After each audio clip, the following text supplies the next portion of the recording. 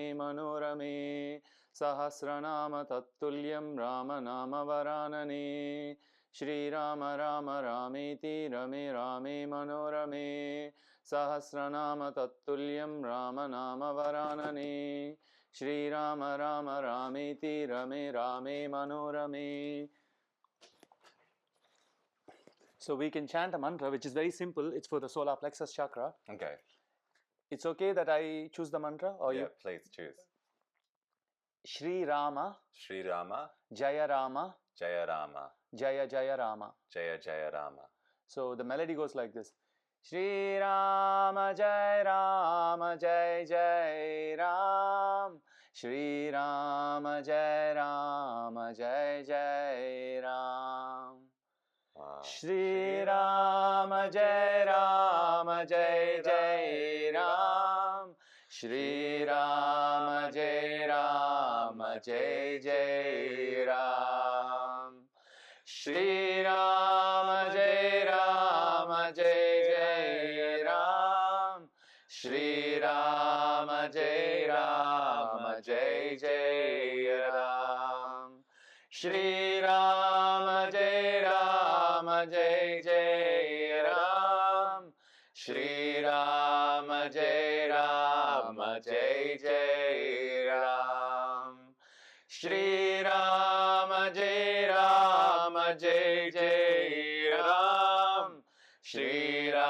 Rama Jai Rama Jai Jai Ram Shri Rama Jai Rama Jai Jai Ram Shri Rama Jai Rama Jai Jai Ram Shri Rama Jai Rama Jai Jai Ram Shri Rama Jai Rama Jai Jai Ram Shri Rama Jai Rama Jai Jai Ram Shri Rama Jai Rama Jai Jai Ram. Wow, beautiful. Okay, well, this is good opportunity to introduce Pyramid Podcast. Pyramid Podcast is where we can go into a deep dive in consciousness, spirituality, but also what it is to be human, not shying away from the darker parts of life and the funny parts of life. Just full access, uncut hour of looking at what it is to be human. And I have Sri here. Sri is a really good friend, even mentor, teacher, brother, my boss too.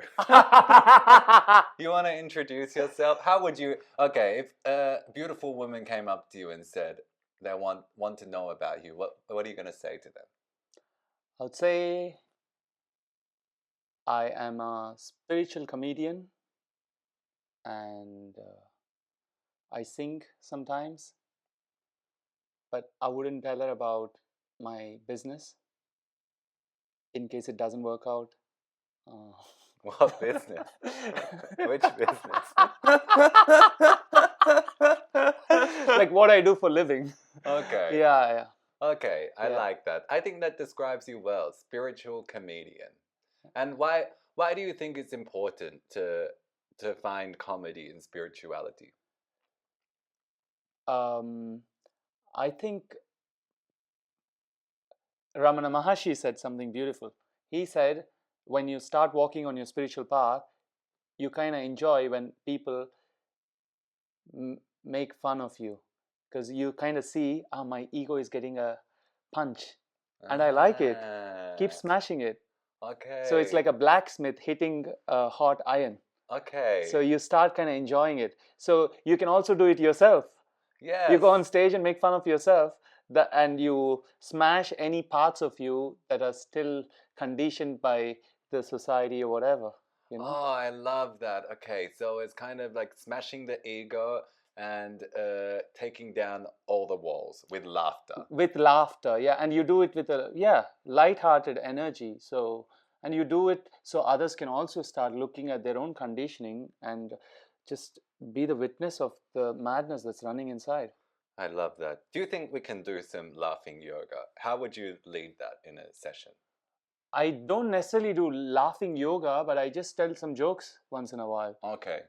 So maybe I'll just try to be as authentic as I can and see what comes out. I haven't prepared anything as such. Okay. But yeah. So you give people the invitation to laugh with your comedy. Yeah, And usually. with this face. Yeah. Usually, yeah. I also sometimes people laugh at my laugh because I laugh like a donkey braying. You know donkey? Yes. That's the sound of donkey braying. Like, okay. So when I laugh, I tend to go into that frequency. Oh, beautiful. Beautiful. What do you feel like? Do you know? Can you share some health benefits or with the laughter? Okay. So some benefits of laughing. Most of us have a lot of knots inside us, energetic knots. When you laugh with all your heart, these knots fall away.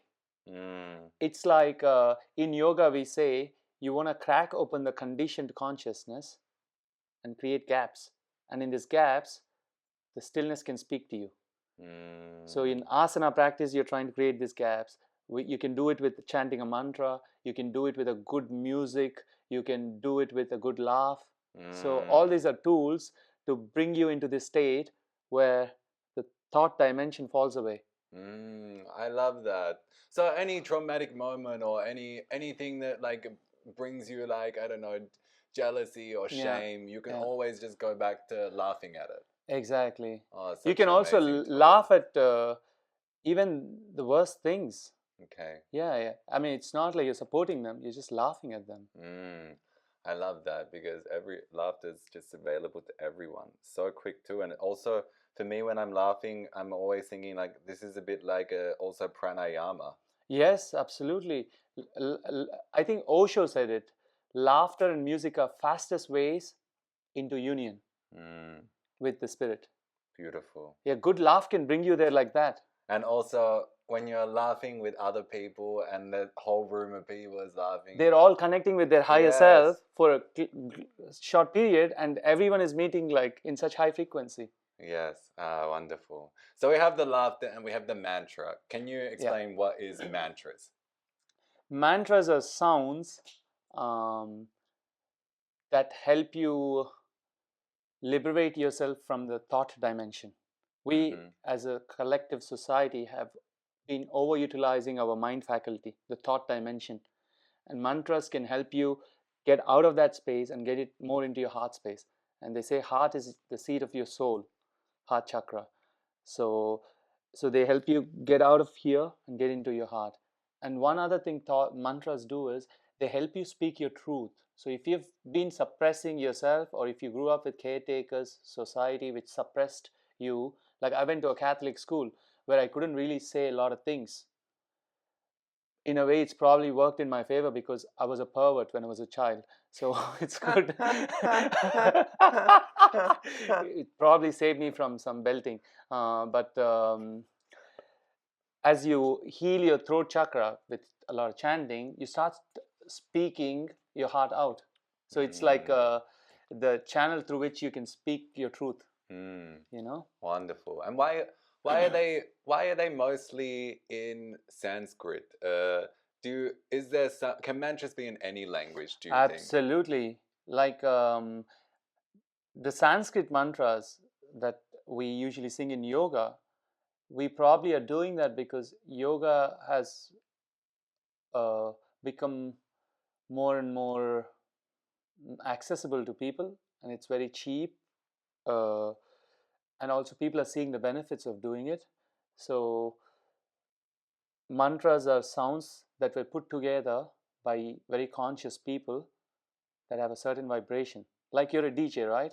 You put together techno beats to bring people into a transcendental state. Yogis have done the same thing with high vibrational sounds. Like lam, vam, ram, yam, hum, om. Like this has different sounds. So sometimes I'd be speaking some of my mother tongue words and I realize, oh, that's a mantra. Including my name, Sri, is a mantra. So like, what does Sri mean? I think it has a lot of meanings. One of them is Sri is a prefix for like a name, Mm-hmm. like you can call someone Sir something like that, Mm-hmm. or it is, if you add a M to Shri, it becomes Shri. I think then it's a mantra for abundance. Yeah, invoking Lakshmi, the goddess of abundance and Yes, wealth. I love this mantra. Yeah, Om Shrim yeah, Shrim. yeah, Yeah, yeah, something so like this. nice. Yeah, so Shri is like something auspicious. Okay. Also, it has many meanings, but the idea is yogis have put together very high vibrational sounds in a certain order. Like in acupuncture, in Chinese medicine, they create pathways, right? Like they decide where all to stick the needles to create a certain effect. In the same way, mantras are sounds that are put together to create a certain alignment within you. Okay, so it's like a maybe like a more precise technology coming from a higher vibrational time when they channeled this yoga. Yes, yes, So absolutely. it's more maybe like a more the sound is more kind of related to the vibrational frequency of the energy. Yes, and also mantras don't have to have any meaning. Some mantras have meaning, but you don't need to really know the meaning. It's the Just energy. repeating it has a sound effect on you, and it aligns your cells. As you know, in Vipassana, they say you're just atoms vibrating at a very fast speed, right? Atta kalapa. Yes, the kalapas. Yeah, kalapas. Arising and passing. Yeah. So when they're not so in harmony, you can feel blocks and knots in your body. But so with a mantra, you can get them all into a certain frequency, and they're all vibrating like fairies, and then you feel good. You see? So it's a quick way to align all the cells that are vibrating very fast. I love that. Yeah. So maybe some different types of mantras that you could recommend. What if someone wants to experience more love in their life? What's a mantra that you could recommend for this? I was in a state of wanting to know a mantra that would bring me more into my heart space. With the intention of wanting into my heart space, I was still stuck in my mind because the intention was so strong in my mind. I want to get into my heart, you know. But the key was to surrender the mind altogether. So the key is not to be stuck to a concept again. Okay. You know, so people have all these affirmations sometimes. I'm going to feel a lot of love, but they're still stuck in the mind. The key is to drop the mind altogether to get into the heart. And it comes with faith, devotion, that there's a bigger intelligence running the show apart from your mind. So I love that. That's such a good point. So this bigger faith or intelligence, which we are all part of, I feel like I would like to know why, if maybe the higher self picks everything, why did you pick in this lifetime to be born in India? If you can connect to that frequency, why do you think you picked to be born in this country? And why did you pick to come to Berlin? My lower dimensional energies decided why I was going to Berlin. You're horny. Me too. Yeah, but I woke up. You know, they say you can jump on a moving train and run backwards, but the train is still moving forward. So in that sense, I came to Berlin for maybe different reasons, and somehow Berlin forced me into finding meditation and yoga at a deeper level, and that woke me up to my soul calling and so on. So yeah, the initial reasons are maybe inappropriate to share on a podcast. Not this one. This Okay. one's good to share. Yeah. Well, I came here.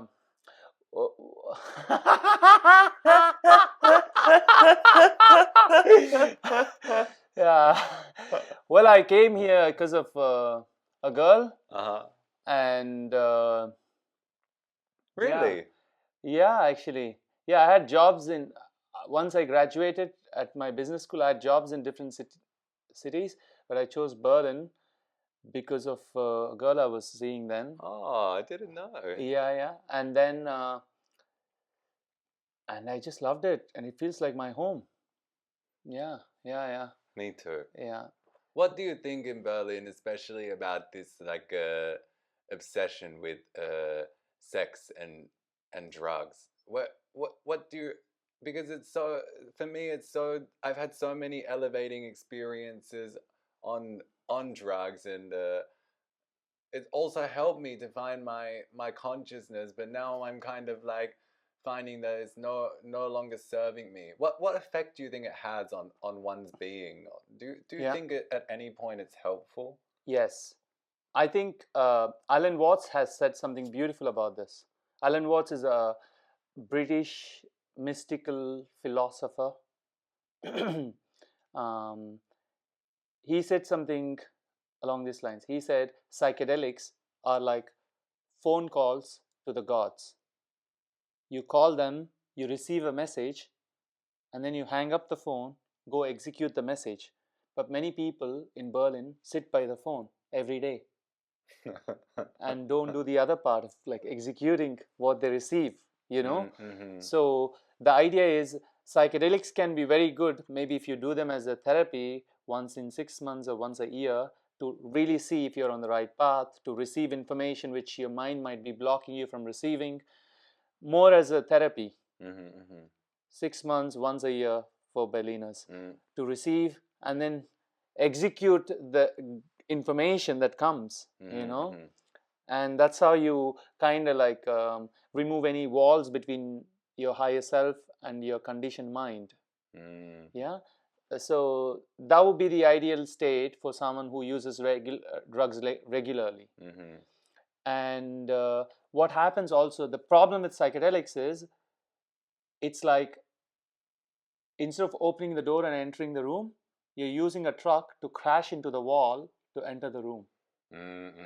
So it will give you access to the room, but you have done some energetic rupture to your auric field. And you have to take precautions after taking psychedelics in fixing these ruptures to your auric field, like closing those holes.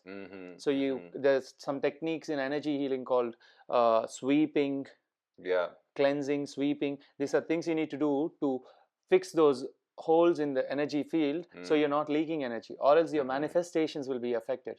You see? So you want to have there's so much happening which is so subtle that we cannot process it at this point. Yeah, it's so good point. What about sex too? I'm always interested because I share something with you. We both go to see Alexa, our Reiki healer. And I once saw her this year. I'm not having so many sexual encounters these days, like hardly anything to what I used to have. But one night I was really like feeling like I need to go live my old life, and I went and I met two people. I had a very raunchy night, and what is it, raunchy night? Well, I had some like sex. Sex. Raunchy. Raunchy is when something's raunchy, it's like X-rated. Like yes. Good. Now New word. New word you can tell to your girlfriend. Let's have a raunchy night. Okay. But yeah, so I told Alexa, and like I was you told Alexa. Well, I was feeling like energetically drained, and I was feeling. And I said to her, but don't worry, I sang mantras before I went. And she looked at me, she said, you can't do that. That mantras are not for that. And she said to me, really, like, you can't be wasting your energy like that. And I also remember Ram Das saying really similar thing, like, I can't afford to be having sex with people. How do you navigate that? Because the temptation can be so strong, especially when you grow up in a Catholic school. Yeah, I can imagine. Well, there are a bunch of things to remember. Nobody's asking you to go from summer to winter in one day.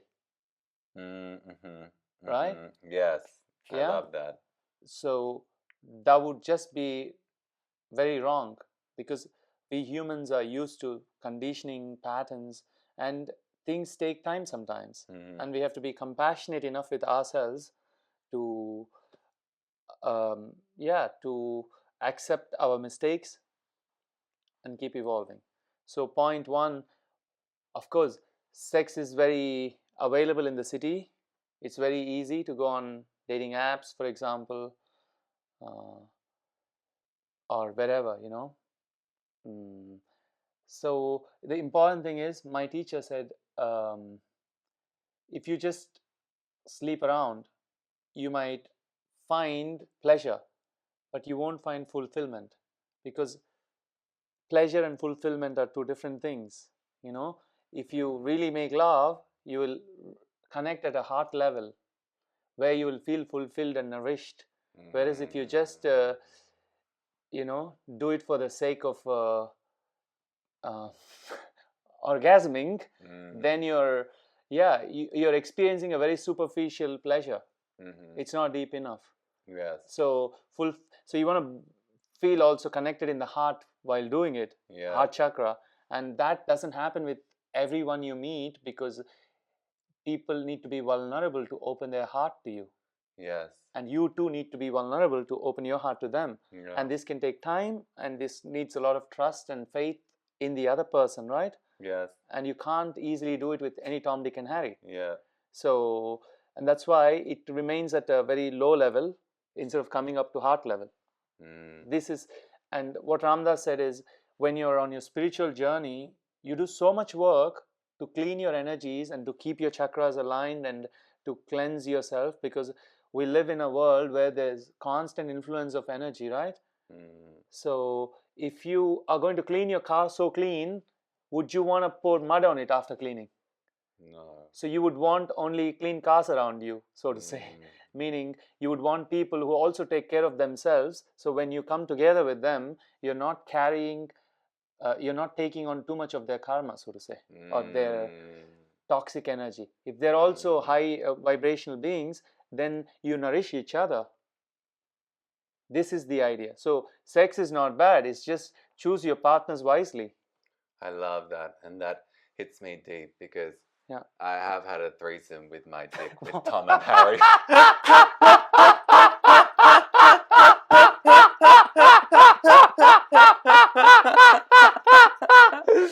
What did you have threesome with my dick and Tom and Harry? Harry's another person. No, because you said you can't go with any Tom, Dick, and Harry. Got it. Yeah, okay. But yeah, I love that. So it's really about finding that fulfillment at that heart level. So one going back to my example and my night, I was really like trying to check in with my heart. Is this what I want? And I remember like at some point coming to the conclusion, yes. But then Exa said to me, your heart doesn't speak words. It's a feeling. How do you have any tools to check how you can really like discern the mind from the heart?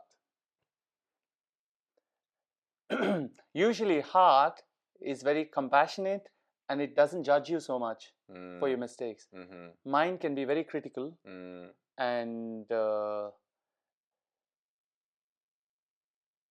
it's very supportive. Heart is very supportive. Even if you slept with someone you shouldn't have, it'll try to make you feel okay about it and say take precautions next time, and don't copulate with anybody.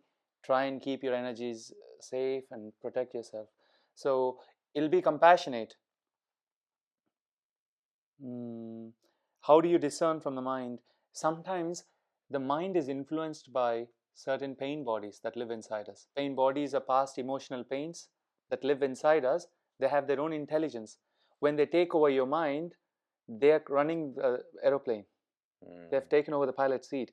So if you have 2 to 3 different pain bodies, it's like 2, 3 different people living inside us, trying to control our aeroplane. So you got to just become aware of what all pain bodies live inside you, so you can actually recognize, hey, right now I'm under the influence of this childhood trauma, and I don't have to make decisions based on it. let me just process them and make a decision when I'm out of this trauma, for example. So this is an ideal way to deal with the pain bodies, for example. But how do you differentiate whether it's the mind or the heart? Well, I would say heart decisions are more pleasant, more supportive. Mind sometimes, or mind is very cutthroat. It's very sharp, right? And it's not looking for harmony most of the time. It's yeah. So you can actually feel into your heart and see how will my decision affect the other person, and how can I make it as pleasant as possible for myself as well as the others. So it thinks more for the collective good. So I love that. Yeah, I think heart decisions are mostly like that. It knows that there's no separation. Yeah, and that's why it'll try to include the other person's perspective as well while making the decision, which also includes you. So that's what I was thinking though when I was going this night on these dates. I was like, well, maybe this lower vibration, maybe this person who's not into spirituality can come into contact with someone that sings mantras and everything, and maybe I can put some good energy into him. Yeah. Literally. Yeah, I mean, you probably did. But the thing is, there are better ways to put good energy into him. You don't have to, leave your semen inside him. My podcast's gonna get cancelled on episode 1. but you don't have to. Yeah. So there are better ways. Like you could, for example, invite him to your yoga class, or you can chant a mantra with the person. Or if you're really, really drawn to the other person, maybe cuddle with them or something after they have done some inner work. Like, like hope they showered, make them do some yoga, meditate, and then maybe the maximum you should do with someone you're not sure about is maybe have a cuddle, but not go too far, because as soon as you copulate, you're really taking on so much body memory from the other person. Yeah. And in some yogis in India, they don't even want to shake hands with you. They do namaste. Because touch is a very strong way of absorbing someone's energy. So if you're working on yourself to learn about yourself, you don't want other people's energies inside you, because you'll be confused. Yeah. So, I love that. That's good explanation. I think everything is a balance also, in also not being in fear too. Like I would hate to live my life worrying not to touch people. Oh no. It's the balance too, right? Yes. So the key would be to spend enough time learning about yourself every day, like doing vipassana every day.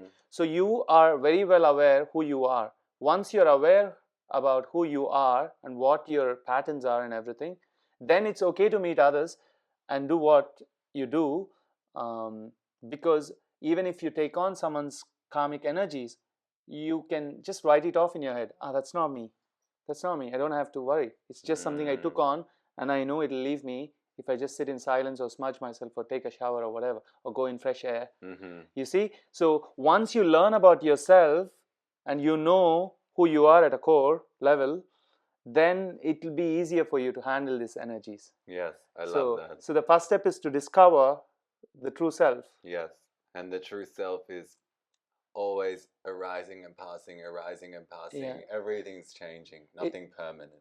And when you're in touch with that part of you, it's easier for you to handle other people's energies, because you can always go back home there and cleanse yourself, have a rebirth, and come back. Oh, wow. I love that. Oh, that brings so much clarity into my night. And it's amazing just to even think about it, because obviously I cannot deny that those interactions did drain my energy, and it did leave an imprint, because it's still in my consciousness, even though it was in the past. So the memory is still being held in my body. Yeah. So I certainly cannot deny that this phenomena exists, but I'm happy I went through it, because now I can talk about it and learn from it. Also tell others about it. Yeah. So body memories are, they're sticky. So they stay on. So it's important that you learn to connect with your being, Mm-hmm. so you can get out of that conditioning fast, even if you take on someone's stuff. Mm. Yeah. Amazing. So, Pain Body, uh, you from India. You went to Catholic school. What was it like there growing up? How can you have something like? I love this idea from you of radical honesty. Like, what has kind of like manifested from there that you had to drastically use your tools to kind of overcome? I think they left a lot of shame in me. Like, I grew up from the age of 4, I was around Catholic nuns. I literally was in a boarding school, so like Harry Potter, I was surrounded by Catholic nuns all the time. And they don't like, I mean, I shouldn't generalize, but the ones in India at least don't like anything connected to fun. Mm. They just want you to be very disciplined, perform well in school. Like, it's all about, yeah, it's very masculine structure somehow, Mm-hmm. you know. Yeah, and somehow you just focus on performing all the time, and you're always like in this warrior mode. You don't know how to just surrender sometimes. It's, they talk a lot about God, but they're always pushing forward with their Mm. missionary stuff, with whatever. And how did that affect you even now? I think it still lives inside me, in the sense I'm grateful for certain parts of my Catholic school influence. For example, they taught me how to be disciplined. I wake up every morning, I meditate. This is something I do every day. And I think I give it to the Catholic nuns, or the Catholic priests. They taught me how to be disciplined. They woke me up every morning, and boom, I'll be. Mm-hmm. So now I know I have to do this. Like brushing my teeth, I know I have to meditate. And once I meditate, I connect with my being, and I have more guidance about the day. And you see, so there are good qualities, but I denied a lot of pleasure for myself. I learned to sacrifice too much very Mm. early in my life because of the Catholic nuns. They Mm-hmm. also are all about sacrificing all the time Mm. and denying the self somehow, Mm-hmm. always. So, but now I'm slowly accepting that pleasure is an integral part of life. Actually, you teach me that. Yeah, so yeah, I'm happy to be allowing more pleasure, fun into my life. um, I want to heal my relationship with pleasure, Mm. and not always be in a warrior mode, Mm-hmm. but see life as a complete circle of all seasons and not just one season. Mm. Pleasure, play are as important as work, structures, all of this. So thank you for bringing that into my life. Oh wow, thank Yeah. you. I mean, thank you also. I feel like I'm so impressed by what you've created. Shri does a incredible mantra concerts and ecstatic dances every week in SEZ Garden. The venue is beautiful. He does them regularly every week, and you hold the space so beautifully.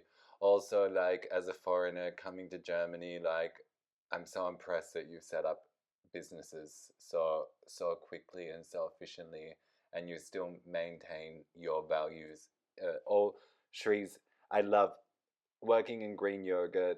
They're my favorite studios in my home because everything is well, first of all, you can come to the studio and give what you can. It's donation based classes. I think there's not many, maybe the only studios in Berlin like that. And you also give 5% of profits to planting trees in India. How's that going? Can you tell a bit about this? Yeah. So my mom does the plantation. We used to plant trees on our own, but it's too much work to plant trees and maintain them. So we started giving plants to farmers who had, let's say, a little space outside their homes. So we'd give them a lemon tree or a mango tree, a little sapling like this size, and they'd take care of it, hoping they'll have some fruits. So I recently shared pictures from India of the fruits and the plants that were planted in 2018, for example. Wow. So so the plantation project now, what we're doing is we're just donating money to a charity which does plantations, as opposed to doing it ourselves because of the workload I have. So we just donate and they give us a receipt. Wow. So, but planting trees is really beautiful because I come from a farming community, Mm-hmm. and I heard from someone that my ancestors were farmers too, and they along with many others like created a lot of agricultural land by destroying forests. So Mm. I have to make up for the shit they've done. Mm-hmm.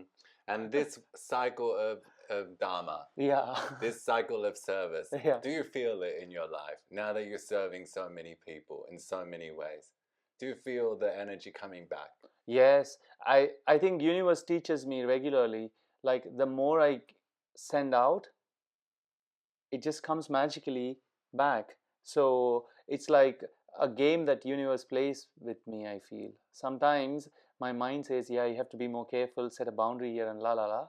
But then my heart just goes all in and does it anyway. And then the universe comes back. You did that, so you get this back.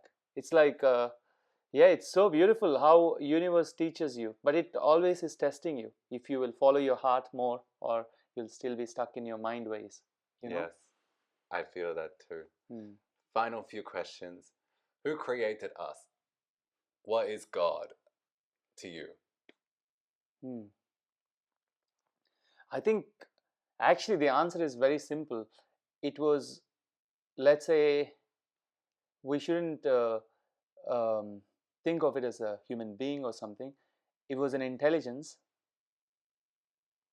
that started, and like as Charles Darwin said, we started in the ocean and there were 9 stages or something. So it just kept evolving, like a software that kept evolving, for example, like Mm-hmm. Windows. Mm-hmm, mm-hmm, We have versions, right? So same thing, it was an energy life force that just kept evolving, and it kept taking different forms. And one of the forms that it evolved into was, let's say they said it started as a fish, and then it became like an amphibian, then it became like a violent boar or something, and then it became half angry lion, half human, and then a small human, then an angry human, then it became Rama, then it became Krishna, then it became Buddha, and then it became Kalki. These are like same thing as they're explained by Charles Darwin. Same thing is explained in Hinduism too. mm-hmm. So it's just energy that kept evolving, a software. And they say we humans are lucky because we are the highest evolution of that consciousness, but we are also idiots for misusing that privilege because we make stupid shit. We make very powerful weapons to kill each other when we have the privilege of saving the world and even taking it to higher levels of greatness. Mm, So, yeah. thank you. Beautiful answer. Last few questions. Your music. Where can people find your music? Ah, yeah, I had an imposter syndrome, so I didn't release so much. I have a lot of music which I hold back, but I want to release it soon. I'll release a few more songs with my Australian producer. He lives in Berlin. His name is Todd James. You're from Australia too, right? So on Spotify, I sing some mantras. Some are like bhajans. Bhajans are like gospels. They're not really mantras. They're like singing praises to the divine. Mm, So my name is Sri Apollo on Spotify or on YouTube or Apple Music. I'll soon release more, and I'll also start releasing reels, comedy reels, because I nice. like humor. Me Uh, too. Wow, so excited for all of that. And I put all the links for Shree's material so you can find them. What about you teaching some classes? yes, I teach yoga in Prenzlauer in Pankow, and I host regular mantra concerts. And during my mantra concerts, I also share jokes. Some jokes are spiritual jokes, some are just very dirty jokes uh, about things like people do in Berghain. What do people do in Bergheim? I kid you not, I once got a phone call from Sri asking me, have you ever pissed on anyone? And of course my answer was yes. Yeah, so that's what I'm people do from in Berghain, Berlin. right? So, so basically, yeah, some of the jokes are about such things, and I mean, I'm integrating pleasure into my life. You know, I used to have shame towards pleasure because of Catholic upbringing. Now I'm integrating it, and thanks to you for arriving into my life and seeing you embody pleasure in all forms encourages me to uh, be raw. Oh, thank you. That's really nice. I feel like we have really nice energy together. I have deep respect and love for you, and I'm excited to do our first event together. Oh yeah, after a long time. We've done things before, but this will be Yeah, like our co-collaboration. Yeah. yeah, co-collaboration, new versions of us. I'm going to spend at least 2 hours that day meditating to prepare. And we have this event, Green Pyramid, Mantra Concert, Panch Nishan, who is Kundalini mother of Berlin, is going to do a class, and Sri and a rock band will do mantra concert, and I will do an ecstatic dance DJ set. So we would love to have you there so much. It's Saturday, 9th of December. Yeah. You have one more mantra we can sing to finish? Oh yeah. What would be a nice mantra to sing to finish? Maybe we'll sing Om Tare Tu Tare Tu Re Soha Om Tare Tu Tare Tu Re Soha Om Tare Tu Tare Tu Re Soha Om Tare Tu Tare Tu Re Soha Om Tare Tu Tare Tu Re Soha Om Tare Tu Tare Tu Re Soha Om Tare Tu Tare Tu Re Soha Om Tare Tu Tare Tu Re Soha.